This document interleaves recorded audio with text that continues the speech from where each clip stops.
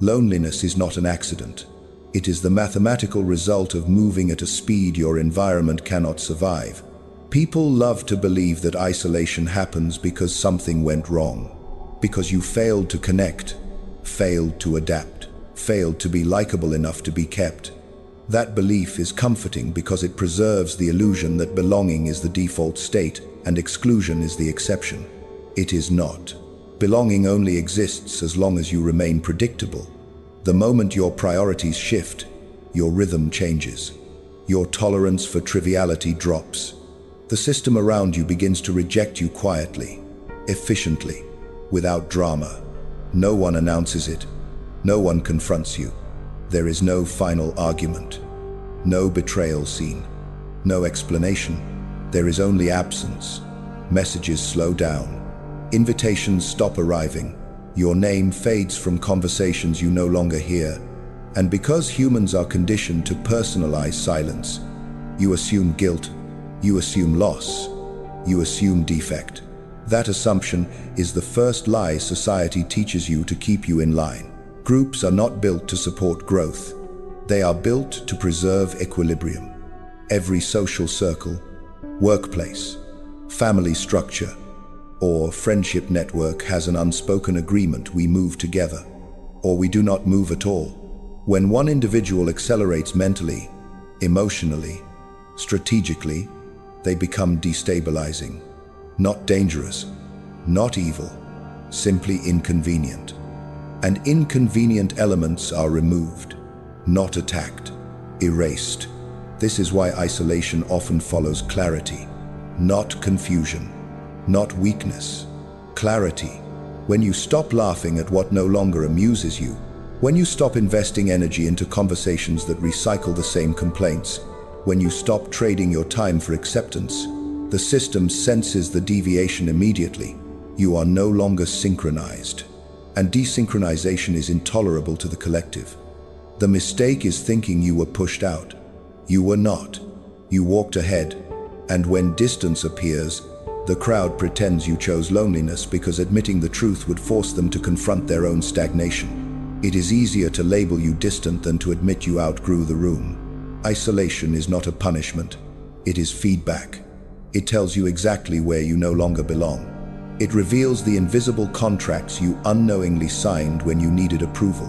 Contracts that expire the moment you stop paying with attention, compliance, and emotional availability. Most people never experience this stage because they never break pace. They adapt, compromise, soften their edges, lower their standards, and call it maturity. What they are really doing is slowing down to avoid being left alone. You did the opposite, and now the silence feels hostile because no one taught you what silence actually means. Silence is not emptiness. It is space. Space that only appears when noise is no longer tolerated. Space that exposes how much of your identity was built in reaction to others instead of intention. That exposure is uncomfortable. So the mind searches for someone to blame. But there is no villain here. Only cause and effect. If you are isolated now, it is because the version of you that fit is already dead. The environment simply hasn't caught up to the fact yet. Most people do not lose relationships because they change. They lose them because they stop being useful in the same way.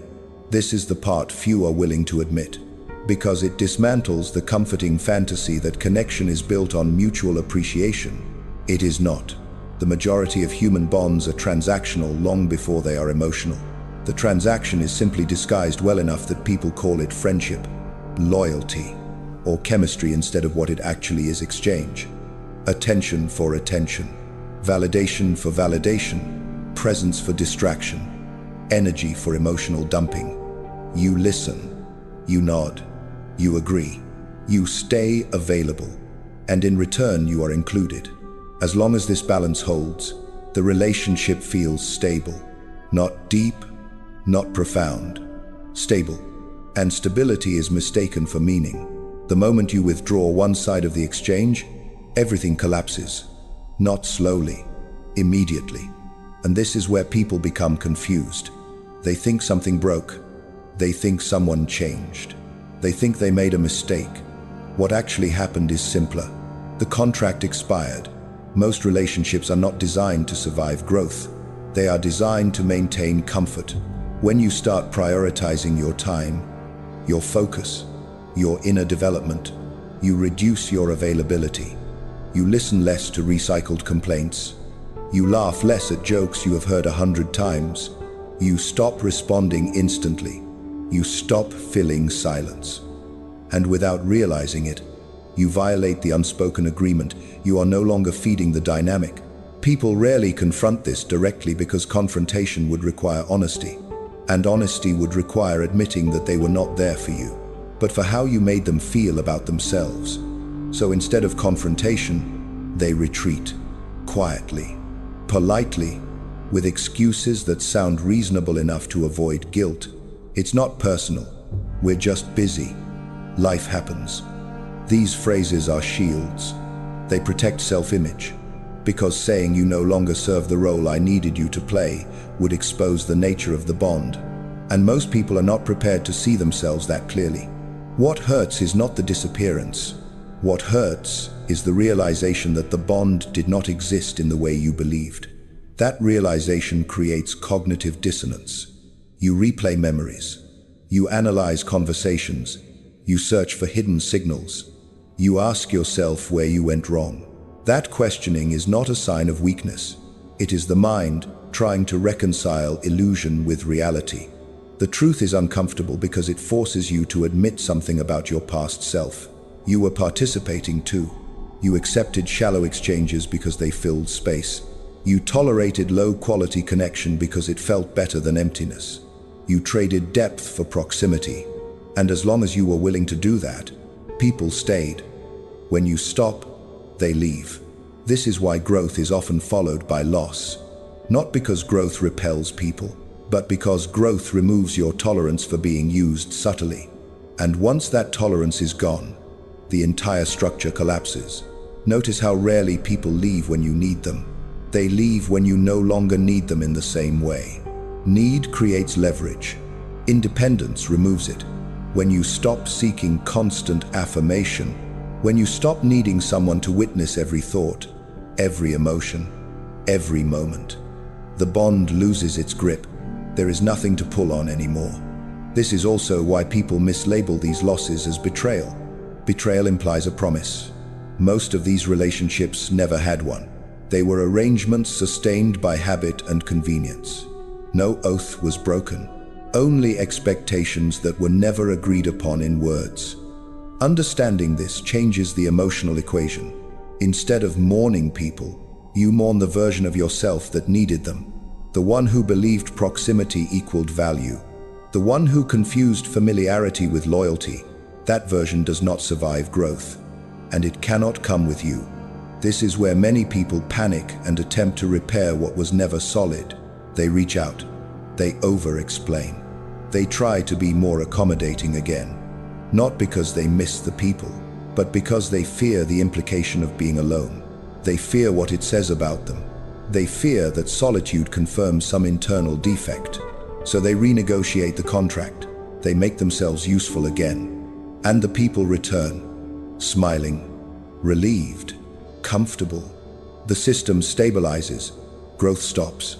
Those who do not go back experience a different phase, a colder one. They begin to see patterns they were blind to before. How often conversations revolved around others' needs. How rarely curiosity flowed in both directions. How conditional warmth really was. This awareness does not make you bitter. It makes you precise. Precision is dangerous to shallow systems. Once you see relationships as exchanges, not fairy tales, you stop chasing closure. There is nothing to close. You stop demanding explanations. None will satisfy you. And you stop blaming yourself for the withdrawal of others. Because you understand that absence is not an accusation. It is an outcome. This is not a call to reject connection. It is a recognition of reality. Real connection is rare precisely because it does not collapse when usefulness shifts. It survives silence. It survives distance. It survives periods when nothing is gained. Most bonds do not qualify. And that realization is what truly isolates you. Not emotionally, but perceptually. You can no longer unsee the mechanics. You can no longer pretend every smile means loyalty. You can no longer confuse being wanted with being valued. Once you understand this, loneliness stops feeling like rejection and starts feeling like alignment. Fewer people fit, because fewer people ever did. Loneliness is the moment the herd loses its grip on you, and that loss feels violent because the herd has been deciding for you longer than you want to admit. Most people believe they make choices. They don't. They adjust. They scan faces, read reactions, measure pauses, sense approval or disapproval before a single word is spoken. The crowd does not need to speak to control you. A raised eyebrow is enough. A delayed reply is enough. A subtle shift in tone is enough. From childhood, you are trained to interpret these signals and correct yourself automatically. That is how the herd governs without force. The fear that drives this system is not fear of being alone. It is fear of being excluded. Exclusion means loss of protection, loss of identity, loss of mirrors that tell you who you are. So people compromise early. They soften opinions. They dilute ambitions. They laugh when something isn't funny. They agree when something feels wrong. Not because they believe, but because they want to stay inside the circle. This is why values are negotiable for most people. Not because they lack morals, but because belonging feels more urgent than integrity. Being inside feels safer than being right. Over time, these small compromises stack, and eventually, the person no longer knows where their real boundaries are. They only know what keeps them included. Loneliness interrupts this process. When the audience disappears, the performance collapses. Without eyes watching, there is no script to follow, no feedback loop, no instant correction. And that is when the real discomfort begins. Not the absence of people, but the absence of guidance. You realize how many of your preferences were reactions, how many of your goals were borrowed, how much of your personality was calibrated to be acceptable rather than accurate. This is the identity crisis no one warns you about. When the herd steps away, you don't immediately feel free. You feel lost. Because the herd was not just company, it was structure. There are two ways people experience this stage. The first is passive loneliness. This is the kind that waits. Waits for messages, waits for invitations, waits to be chosen again. Passive loneliness is still herd dependent. It hurts because the person is not truly alone. They are suspended. Their attention is still outward. Their sense of self is still waiting for external confirmation. This form of loneliness breeds anxiety, resentment, and self-doubt. It asks the same question repeatedly: what did I do wrong? The second is active loneliness. This is separation by decision, not by rejection. Active loneliness turns attention inward, not to self-pity, but to reconstruction. It accepts the silence instead of trying to fill it. It uses the absence of noise to observe patterns, motivations, impulses. It does not rush to replace people. It allows the vacuum to expose what was always there but never audible. Most people cannot tolerate this phase, not because it is painful, but because it is quiet. And quiet removes distractions. In that silence, unresolved fears surface. Insecurities that were numbed by constant interaction come alive. Questions that were postponed demand answers. Who am I when no one reacts to me? What do I want when no one is watching? What do I believe when agreement no longer matters? This is where the emptiness comes from. It is not a lack, it is withdrawal. Social validation functions like a drug. Small doses, delivered frequently. A message, a laugh, a like, a nod of agreement. Each one reassures the nervous system you are accepted. You are safe. You exist. When that stream stops, the body panics. The mind interprets it as danger. That panic is mislabeled as loneliness, but it is closer to detox. And like all detox, the first instinct is relapse. Most people return to the herd not because they miss others, but because they cannot stand themselves without mirrors. They confuse discomfort with failure. They assume silence means something is wrong, so they run back to familiar noise. Even if that noise requires shrinking again, those who don't return go through something colder: responsibility. When there is no group to blame, no expectations to hide behind, no roles to perform, every choice becomes yours. Your stagnation is yours. Your confusion is yours. Your direction, or lack of it, is yours. This is the point where excuses die, not because someone challenged them, but because there is no one left to convince. That is why true loneliness is unbearable for the unprepared. It removes the final buffer between you and yourself, but it is also the moment real autonomy begins. Not the illusion of independence while still seeking approval, but the capacity to stand without witnesses, to think without checking alignment, to move without consensus. The herd calls this arrogance, coldness, detachment. What it really is withdrawal from unconscious influence. Loneliness is not the absence of people. It is the absence of permission. And when permission is gone, so is blame. Power is not built in rooms full of people. It is built in places the crowd never looks.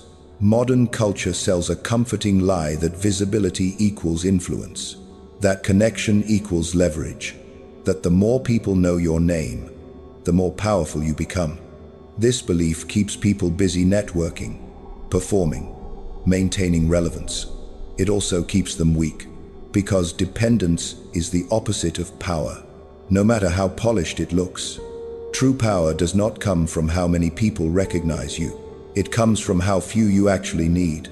Networking creates surface access, not control. It ties your progress to availability, approval, timing, and perception. Every relationship becomes a variable you must manage. Every move must be explained, justified, softened. This is not leverage. This is fragility disguised as social intelligence. Power operates differently. It grows where observation is minimal and interference is impossible. It forms when your thinking is uninterrupted, your decisions are not negotiated, and your execution is not delayed by consensus. None of this happens in crowds. Crowds distort. They inject noise, doubt, and urgency that has nothing to do with your objectives. Loneliness is what removes that distortion. In isolation, three things emerge naturally. First, thought without contamination. When there are no constant inputs, opinions stop colliding with yours. You are no longer adjusting ideas in real time to be palatable. You can follow a line of reasoning to its end without interrupting yourself to consider how it will be received. This depth is impossible when you are constantly observed. Most people never think clearly, not because they lack intelligence, but because they never stop being watched. Second, decision without permission. Groups require alignment. Alignment requires compromise. Compromise delays action. When you are alone, decisions are no longer social events. There is no pre-approval phase, no expectation management, no emotional cushioning. You decide, and then you live with the consequences. This sharpens judgment faster than any feedback loop ever could. Third, rhythm without drag. Groups move at the speed of the slowest emotional response. Someone hesitates, someone doubts, someone needs reassurance. Momentum dies quietly that way. Alone, your pace is dictated only by your capacity, not by collective comfort. This is why individuals who build in silence often appear to suddenly emerge far ahead. Nothing about it was sudden. It was uninterrupted. Society senses this independence instinctively, and it does not like it. People who do not seek constant inclusion are labeled quickly cold, arrogant, distant, unapproachable. These labels are defensive reactions, not observations. They are how the group explains behavior it cannot influence, because someone who does not require approval cannot be corrected with disapproval. Someone who does not need to belong cannot be threatened with exclusion. This is what truly unsettles people. Not ambition, not success. Detachment, Belonging is the primary control mechanism of social systems. It is how norms are enforced without force. Step out of line, and warmth is withdrawn. Approval dries up, invitations stop. For those who need connection to feel real, this is unbearable. For someone who has already learned to stand alone, it is irrelevant. That is why independence is perceived as danger. It breaks the feedback loop. It removes the incentive to comply. And without compliance, manipulation fails. This is the essence of Machiavellian clarity. The individual who does not need to be loved cannot be steered by affection. The one who does not fear isolation cannot be disciplined by abandonment. Influence has no leverage when dependence is absent. Power, then, is not antisocial. It is anti-reliance. This does not mean rejecting all connection. It means reversing the order. You do not build yourself to be accepted. You build yourself to be sufficient. Connections that remain after that are not supports. They are additions. Most people chase applause because applause reassures them they exist, but applause fades. It always does. What lasts is what was built when no one was watching. When you no longer need the crowd to witness your progress, you gain the freedom to move in directions the crowd would never approve of. And that freedom is the foundation of anything durable. When you stop performing, you start constructing. And what you construct in silence does not collapse when the noise moves on. Loneliness is not the destination. It is the checkpoint. And this is where most people fail without ever realizing they were being tested. After isolation comes a choice, not a dramatic one, not a heroic one. A quiet, internal decision that no one else will witness. You either return to what is familiar, or you continue forward into something irreversible. Both paths are valid. Both have costs. What matters is that one preserves comfort, and the other eliminates the option of retreat. The first path is the return. You go back to the crowd, not necessarily to the same people, but to the same structure. You soften again. You explain yourself more. You become available. You laugh when expected. You accept the rules you briefly stepped outside of, and the system welcomes you back with relief. Not because you were missed, but because equilibrium has been restored. This path feels good at first. The silence ends. The mirrors return. You are reflected again. You feel real, seen, included. Responsibility disperses back into the group. Decisions become shared. Doubt becomes manageable because it is no longer yours alone. The price is subtle but permanent. You must compress yourself to fit. Not dramatically, incrementally, one compromise at a time. Nothing breaks, nothing explodes. You simply never fully expand again. And because the cost is paid slowly, most people call this maturity, balance, or realism. The second path is continuation. You do not replace the crowd. You do not rush to belong again. You accept that there will be no immediate reward for staying alone. No applause, no reassurance, no confirmation that you are doing the right thing. Only direction without witnesses. This path is colder because once you take it seriously, something changes internally. You stop expecting rescue. You stop waiting to be chosen. You stop explaining yourself to imaginary judges. And with that, a psychological door closes behind you. This is what makes the path irreversible. When you have built even a small part of yourself without external validation, returning to dependency feels unbearable, not painful, inauthentic. You can still socialize, you can still connect, but you cannot unknow what you now know. You cannot unsee the mechanics. You cannot pretend that belonging is neutral. The cost here is heavier up front. There is no shared blame, no group narrative to hide inside. Every failure is yours. Every delay is yours. Every weakness is exposed without cushioning. You must confront yourself without distraction. And many people discover they do not like what they find. That is why most turn back. They say they chose balance. They say they value connection. They say independence is overrated. What they rarely admit is that they were exhausted by the weight of self-direction.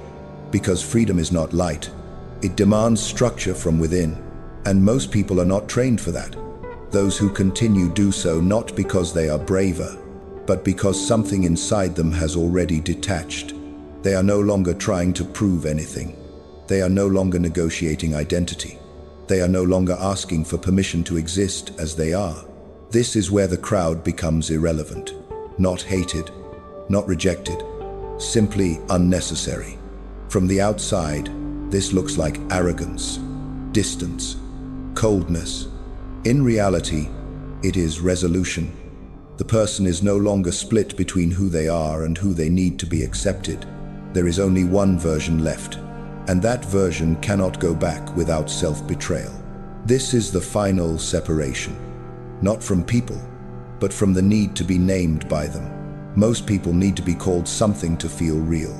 Friend, partner, colleague, insider, chosen, without a label reflected back at them. They feel invisible, and invisibility feels like death to a social animal. But there is another state beyond that fear, where not being called feels neutral, where silence is not interpreted as judgment, where identity is not outsourced. Very few reach it, not because it is rare, but because it requires letting go of something most people protect at all costs: recognition. Loneliness reveals this truth without negotiation. It strips away the audience and waits. What you do next defines the rest of your trajectory. Not everyone can live without being called. Not everyone should try. And that is the line. Nothing more needs to be said.